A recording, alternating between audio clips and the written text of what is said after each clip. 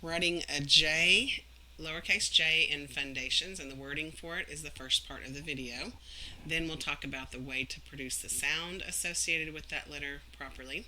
Finally, we will kind of problem solve some things you might see kids struggling with when forming the J and how I help my students write them properly, giving them some extra support. All right, verbiage from Fundations says J is a plain line letter. It starts on the plain line. Go to the plain line, go all the way down to the worm line, and make a curve.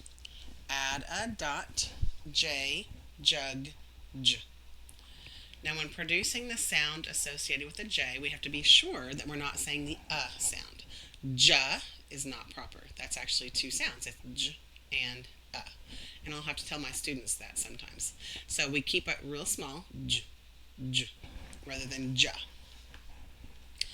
The more common difficulties I see students have with the letter J when they're writing it is they're not sure which direction to go, so you might get a J that's like that.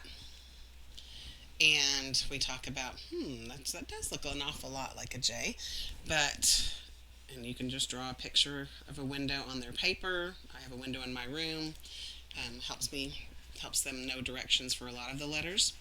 So we talk about, okay, so J, I like to jump, and I usually act like I'm jumping rope, to help elicit that sound.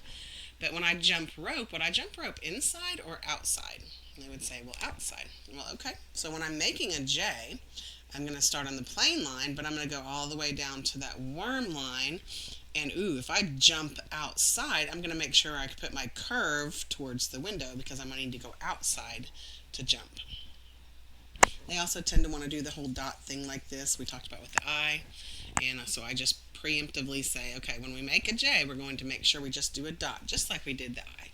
We don't color it in like we did the I. And so that's kind of my best way to get those two errors going. One other thing I see kids do are any letters that go below, that they go to the worm line. They're not used to that because there are not a lot of letters that go down there. And so I might see kids doing something like this. It's pretty common. Maybe go down a little bit. And so we just talk about, okay, now this goes all the way down to the worm line. So if they do it like this, did that go to the worm line? No, so we have to make sure we go even further down. So we're going to go all the way down. So start on the plain line, go all the way down to that worm line. Then we're going to scratch our tail. Going which way? Going towards the window. So scratch our tail, and then we'll add our dot. If I did like this, I would just say, is that floating or is it touching a line? I'd say it's floating. Well, we got to make sure we go down to the worm line.